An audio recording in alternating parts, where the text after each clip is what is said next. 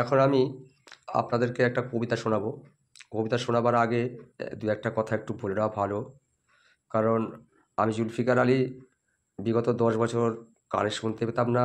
সে সম্পর্কে আপনারা যদি জানেন তাহলে জানতে পারবেন যে ২০০২-৩ সাল থেকে ২০১৩ সাল পর্যন্ত বিগত ১০ বছর আমি কালা ছিলাম। আমার অপারেশন করেছে ডাক্তার বিকে মণ্ডল, বিকে বাবু, অভিজ্ঞ ডাক্তার। উনি ৬ মাস অন্তর আমার দুটো কানে অপারেশন করেছে ২০১৩ সালে। তা ওনাকে উদ্দেশ্য করে প্রথমে একটা শুভেচ্ছা বার্তা জানিয়েছিলাম কবিতার মাধ্যমে। তারপর হঠাৎ ২০১৩ সালের পর ২০২১ সালে, অর্থাৎ ৮ বছর পর উনি আমাকে ফোন করেন আমি কেমন আছি এবং আমি কেমন শুনতে পাচ্ছি, আমার দুটো কান ভালো আছে কি না। তা আমি কানে শুনতে পাচ্ছি, ভালো আছি, এবং ডাক্তারবাবু আমাকে খোঁজ খবর নিয়েছেন, তার জন্য আমি ভীষণভাবে খুশি হয়েছি। ডাক্তারবাবু যে রোগীদেরকে খোঁজ খবর নেন ভালো আছে কি না, এটাও আমাদের কাছে একটা রোগী হিসেবে বড় পাওনা। তা সে যাই হোক, সেই সালটা ২০২১ সালে ফোন করেছিলেন উনি। কবিতাটা আমি লিখেছিলাম দ্বিতীয়বার শুভেচ্ছা জানিয়ে।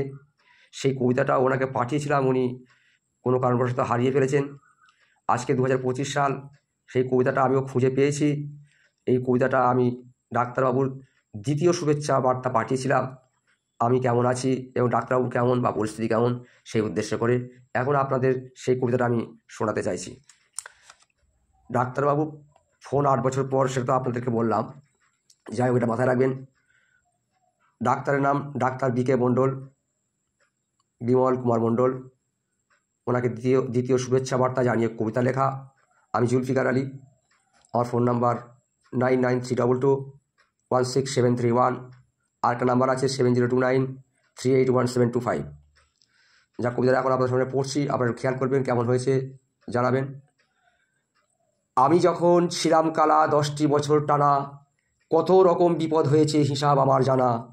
সেদিন ছিল দুঃখের সময়, কত কি শুনতে পাইনি, মনের কিন্তু জোর ছিল ভাই, তাই তো হারিয়ে যায়নি। ২০১৩ সালে দু কানেতে অপারেশন হলো সফল, ডাক্তারবাবু বিকে মণ্ডল হৃদয় করেছে দখল। ডাক্তারবাবু ফোন করেছে দীর্ঘ ৮ বছর পর, জুলফিকার আলী কেমন আছো, হঠাৎ বিস্ময়কর। শুনতে পাচ্ছ সব ঠিকঠাক, ফোনে বলল আমার, সুখেও কেঁদে ওঠে মন, হ্যাঁ বললাম দুবার। ঘড়ির দোকান ছিল আমার, মোবাইল হলো কাল, শ্রবণ শক্তি ফিরে পেয়ে ঘুরিয়ে ধরেছি হাল।